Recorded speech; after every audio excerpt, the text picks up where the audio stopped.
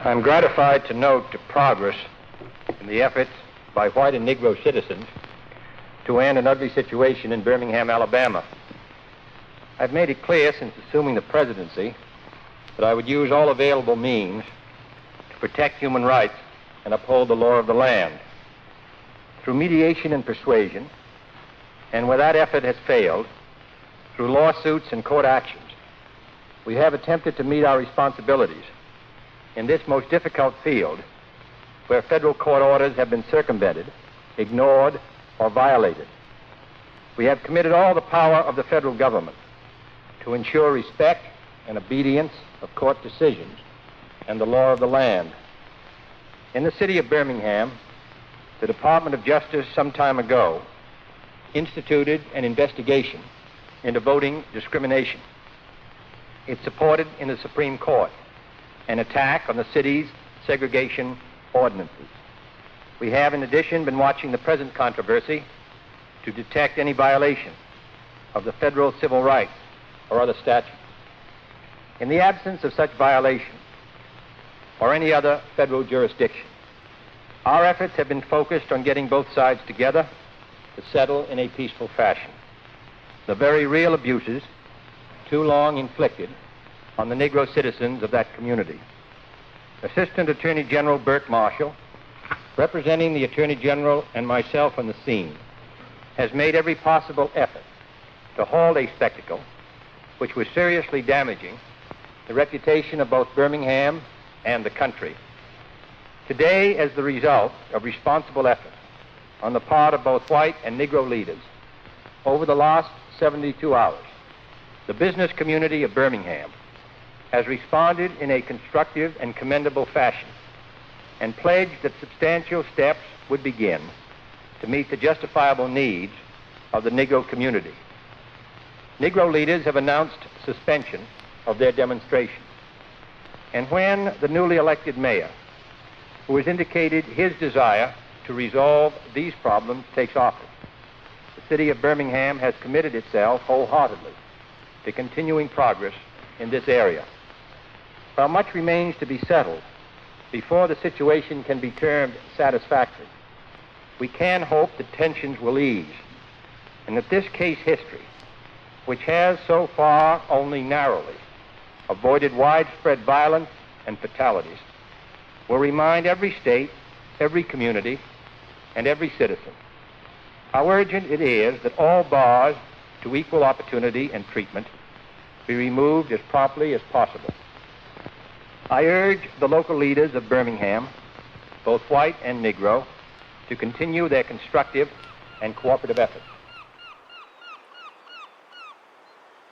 By 1960, Shep's homespun wit could be tweaked depending on what time of the day he took to the air.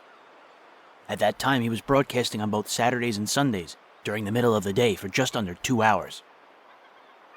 On Saturday, April 9, 1960, he took to the air discussing a solitary trip to Coney Island.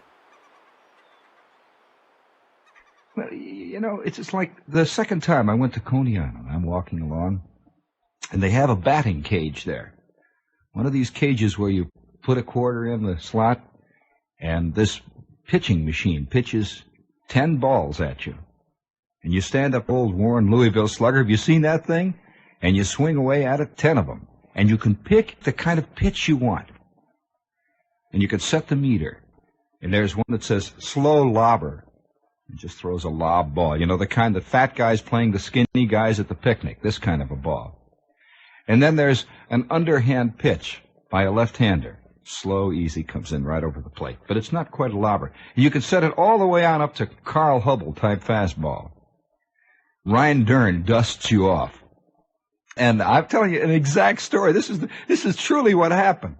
I'm not embellishing this one bit. I want to see somebody. Of course, I don't have the guts to step up to the plate. But be that as it may, I'm walking along there, you see, and I see this batting cage. Now, this is a thing that has a deep primeval interest to all men. It's, in a sense, is a synthesis of life, which is a challenge, of course. Some machine off there in the darkness throwing fastballs down over the inside corner of the plate. And we better swing, boy. You don't get another one. And it's a synthesis. And you put it, everybody starts out with the same thing. Quarter in the slot. Throw it in there. You put a quarter in the slot, You start out, everybody starts out the same. Mike Todd, guys living in the Bronx, other guys who learn how to be airplane pilots, guys who play second base for the everybody starts out with the same quarter, see? And I'm walking along that street in Coney Island. By the way, I'd like to recommend this. If you ever go to Coney Island on the days when Coney Island really isn't working. The kind of off days, like at the end of the season or before the season really begins. Then you, in a sense, get much more of a clear picture of what mankind is up to when he creates these vast seaside Babylonian bacchanal centers. And I'm walking along and I see this batting cage over there. Now, for those of you who don't know what it is, a batting cage in the Coney Island sense is a cage. It's a big cage. And down at the other end of the cage, let's say the nether end of the cage, there's a big green curtain. And this green curtain says home run. Or it says pop up, out, strike out, that kind of thing. You see, wherever you hit the ball and you drive it up against that green curtain tells what kind of hit you got or what kind of out you made. And next to the home plate, there is a home plate down at our end of the cage. Next to the home plate is a rack that has maybe 25 terrible old clubs. They're not even bats, they're clubs, which is incidentally also, I believe, very symbolic of our life. So the customer picks up one of these clubs. He pays his quarter, puts it in the slot, and sets the machine down at the other end. Down there by that green curtain down there is a machine that throws baseballs at you. This is true, this machine does this. And this machine throws baseballs at you, and you can set a dial to determine what kind of balls you want thrown at you. Now, if you were to pick the kind of curveballs you want thrown at you in life, what kind would you pick? I mean, what kind do you hit the best? I mean, assuming that there is an element of chance in everybody's life, no matter how it's worked. What kind of curveballs would you want thrown at you? Well, let me tell you what happens. Generally speaking, you figure that you'd put in the quarter and you'd set the machine to throw these little looping balls that are thrown at you at the skinny guy, fat guy picnic softball game, you know? But the actual secret of it is when you're faced with it, you don't. You really don't. Because every man secretly likes to think that he is a Viking, standing at the prow of this ship, about to meet the biggest dragon in the Western Hemisphere, and he's going to deal with him as best he can with a very small, but very agile, very wiry lance. And so here I'm standing there waiting for some guy to come along, and it's one of those vaguely watery Saturday afternoons late in the season, after the last Ferris wheel rider has sort of disappeared in the distance and the last kid with the Nathan hot dog has disappeared. Coney Island is slowing up, and it's the beginnings of October or November or something. There's a little cold air in it, and along comes a little guy. It's a true thing, and I'll remember this to the dying day. And I'm standing there watching this, and my mind goes back immediately to this little short fat man who somehow got himself involved with Coney Island on a Saturday afternoon. And so he's working his way down towards the sea, and I'm standing across the street waiting to see who's going to play this batting cage thing. And he stops and he looks in. He looks around and he notes that there are hardly anyone on the street. He can get away with it this time. And by the way, I think most of us, if we were given the choice, would play out our lives in absolute privacy so that no one suspects what we're doing. And this is all connected with the concept of original sin. And so he's standing there looking the business over, reaches in his pocket and pulls out a quarter. And he pops inside the cage, throws his quarter in the slot, and looks back at the rack and picks himself out a bat. One of these great big worn clubs with tape on the handle. And it is interesting to note that he picked one of the largest bats in the rack. This little short, round man who had long since gone past the 45-year milepost long before. He picks up one of these tape bats and steps up to the plate. I couldn't see how he had set the machine. And I figured, naturally, he's going to get this little lobbing ball that flies out from the fat man and the skinny man pitcher there. And the next thing I knew, this machine and let one go. You see, you set the meter, and the end meter all the way over at the end says Carl Hubble Bob Feller. That's nothing but a fast straight ball right over the outside corner of the plate, waist high. And he sets this thing, and it goes like that. It went past him like a shot, and his bat just moved slightly. He steps up to the plate, kicks the dirt a little bit. He's waiting for the next one. I figured he's going to set the machine again, you know. He's waiting for the next one. He chokes up a little bit on the bat and hunches down over the plate. And you hear the machine going, and it goes into the catcher's mitt back of it. They had a big concrete catcher's mitt. And he looks down, steps back out of the box, and hitches up his pants. That's 2 strikes. Steps back into the box, and this time he chokes up on the bat a little more, hunches over, and I can see all of his old kid baseball playing is coming into the picture again. This time he's kicking the dirt a little bit and hunching his left shoulder down. This time he keeps the bat sort of half over the plate, you know, hunched like Eddie Stanky used to. Eddie Stanky was not a naturally good batter. He just kept the bat hanging out over the plate all the time, and if the ball hit it, well, he was off, you see. That's the way he batted. And this is the way the guy's hunched down over there, and I can see this guy's been playing life like this all the time. And he just ticked it, a foul tip that skitters off to the left of the plate and into the screen. He steps back, he got a piece of it that time. He's got 7 more coming now. You get 10 balls for a quarter. And suddenly the machine wound up and threw him a change of pace. A small, easy, looping inside curveball, and he missed it. He swung like that, and he stepped back and protested the decision. Oh, what a beautiful drama of man's inability to cope with his own ambitions. Speaking of ambitions and the inability to cope, this is WOR, AM and FM, New York. We'll be here until 2 o'clock this afternoon. The batting cages Shep spoke of were located on Stillwell Avenue, near the Coney Island boardwalk, just down the block from Nathan's.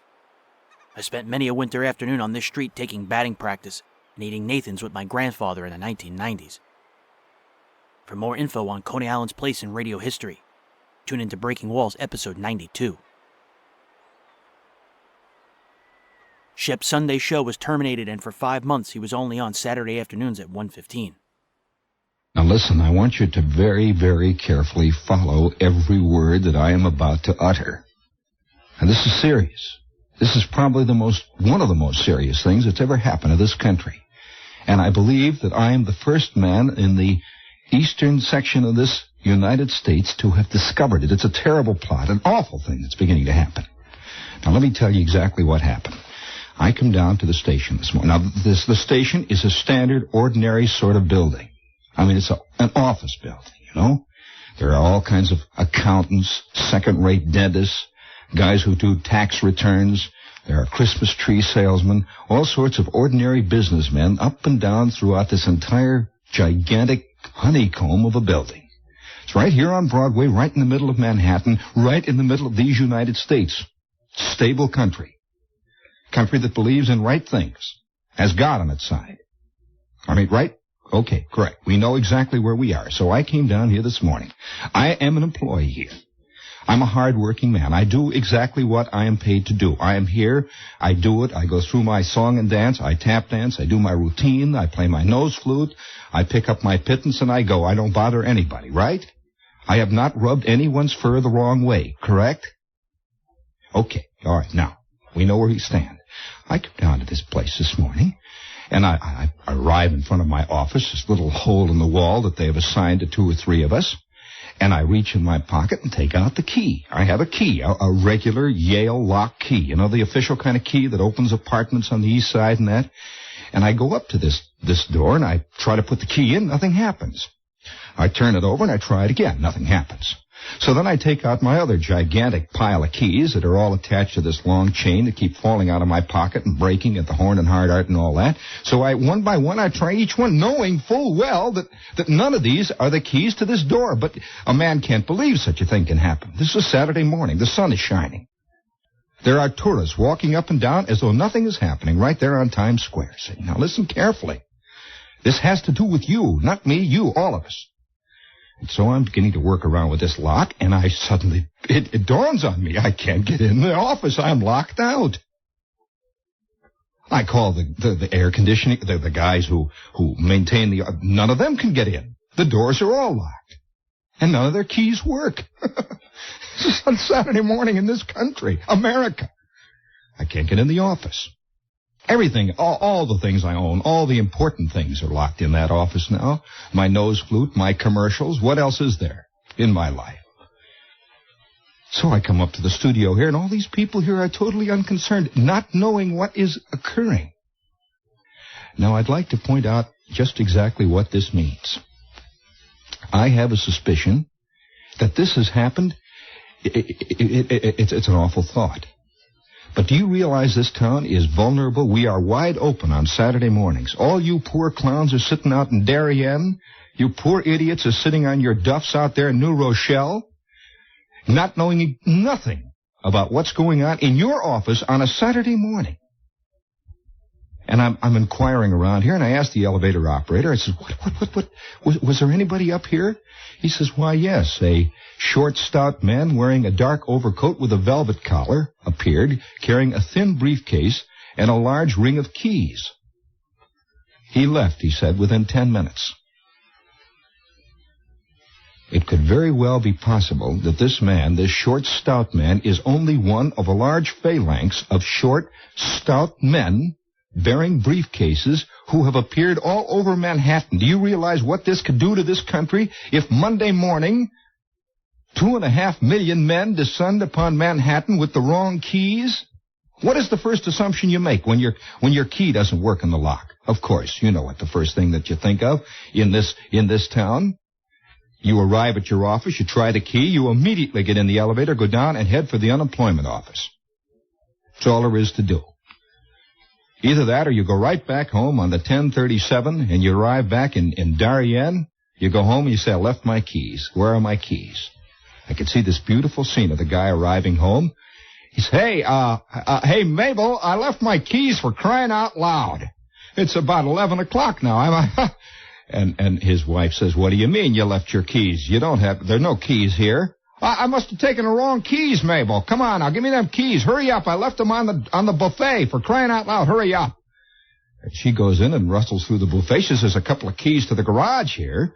She says, well, no, come on, the keys. Give me the keys, quick. These keys don't work. These are the only keys you've had, Charles. His program was shifted to weeknights at 11:15 p.m. for 45 minutes. On February 27, 1961, he spoke about shifting back to the late-night time slot. You know, it's funny. It's an odd thing, this business of time. Now, don't duck away and say it's a cliche. Now, stop it. It isn't so much of a cliche as you think. That a person well, I hate to say radio because it certainly isn't exclusively radio, but a person who lives by a kind of measuring of time, and certainly radio does this, you begin to have it's almost like a taste. How can I say it? That time is almost tangible. You can almost feel it. And I can tell you this, that being on at this hour, between 11:45, quarter to 12, that period from 11:15 to midnight, is about as different. I can't describe it except to say that it's a completely different dish of tea.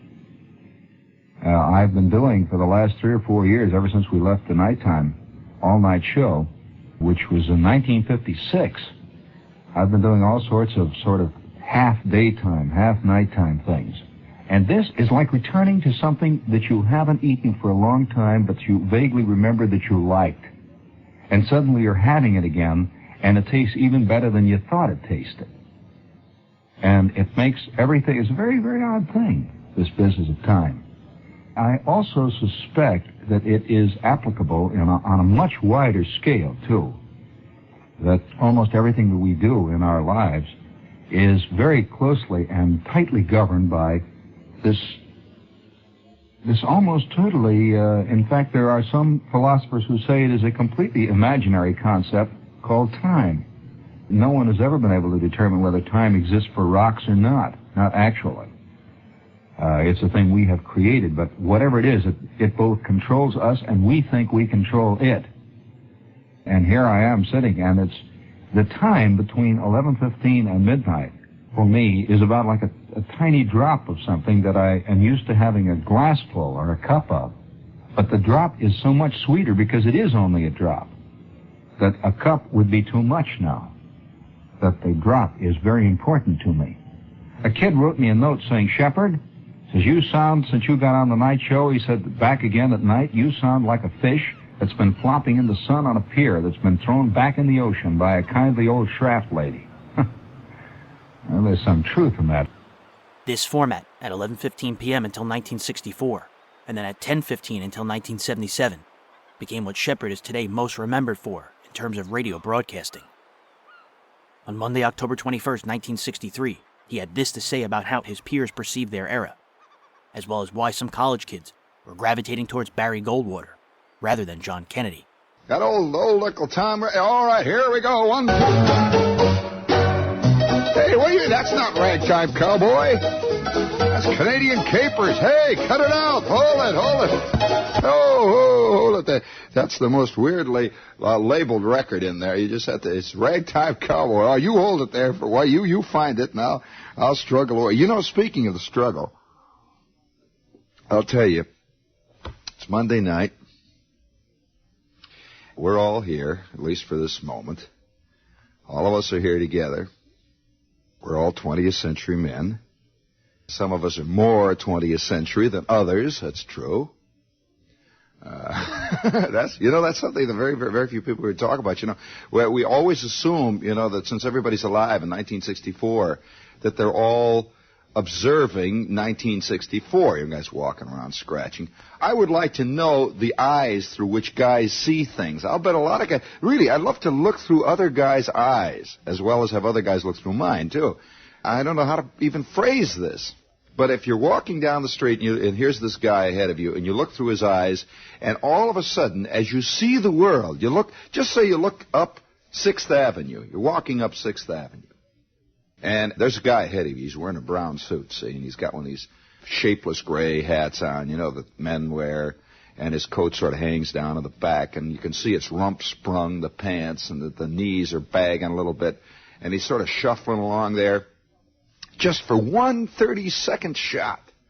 Think how fantastic it would be to suddenly be behind his eyes and to see 6th Avenue through his eyes. All of a sudden, for one brief instant, you're looking at 1923. He sees all this stuff going past him, the cars and the guys yelling and hollering, the kids and all the shops and stuff, and he sees none of that. He sees nothing that has happened since 1923. And what he does see, once in a while, it sneaks in on his vision, of course. He can't help it. And he just sort of looks the other way or says, oh, damn nuts. And just keeps going on, And then on the other hand, I'm curious if it could possibly be that there is quite the opposite.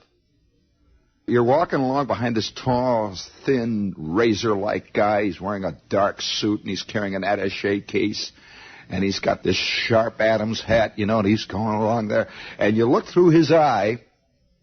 Suddenly, you're looking at good old friendly 6th Avenue, all the bums walking around in the shops that say back issue magazines, whoopee department, lust department in the rear, and you're walking along and there's the juice stands and the whole jazz, and all of a sudden you're behind his eyes and you see 6th Avenue for one 30-second shot, and there it is, a great broad avenue, thousands of 1984 cars moving in a thin stream, and up on each side you see these great buildings rising, great packages all looking like the Pan Am building, each one higher and higher and higher it goes, higher into the air. The Pan Am building gets higher, and that's it. They're all growing higher, and for one brief 30-second shot, you see the brave new world.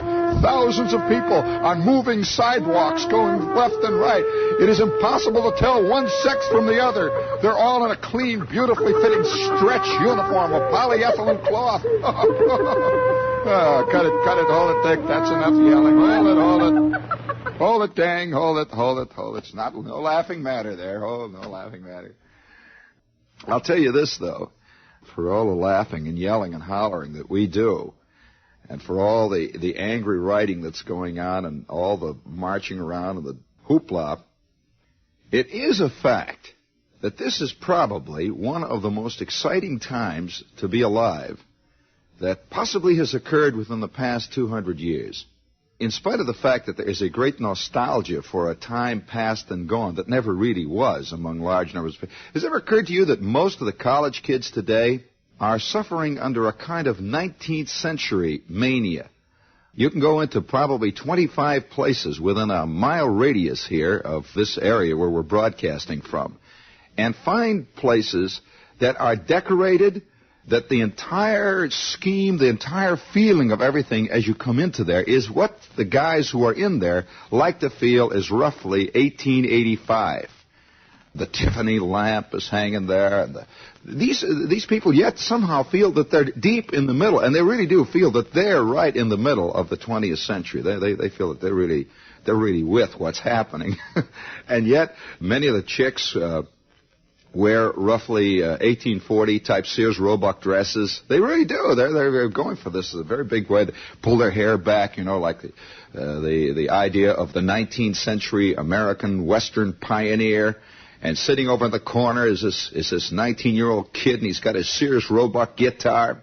I'm just a lonesome cowboy. I'm a wandering down the trail. Oh, I'm a lonesome cowboy, and I don't know where I'll die. Rink-a-tink-a-tink-a-tink. And right outside you hear, the traffic of 7th Avenue South is roaring past. This is the thing that they're going to one day write a lot about our time, is the kind of running away from our time that a large numbers of people went through and did.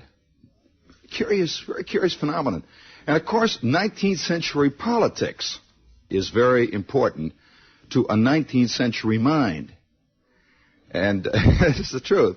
And one of the reasons, of course, why Barry Goldwater is appealing to a large number of 19th century kids is because he has a 19th century sense of the oversimplification. He deals with the 19th century world. In those days, of course, probably the last of the true 19th century men was Theodore Roosevelt. And Theodore Roosevelt just, "By God, bully! Hey, you're going, we're going to teach them letters a lesson. Teach them a lesson. I say that the American flag should fly over." Oh, hey, let's go, Dick. Watch it there, Dad. I say, whoop, whoop. All right, that's it. Boy. Here, Dick, it's the other. There's ragtime. There you go. There you go. He always sings raggedy music through the cattle as he swings back and forward in the saddle on a horse, pretty good horse. There we go. Let's try that again, Dick. Hold it. I've been working. Hold it, Dick. Hold it. I've been working on Ragtime Cowboy. Now, you get that queued up. That's the one we've been looking for. You get that queued up. I've been working on this since the fall of 1960. And I'm going to get that bridge yet.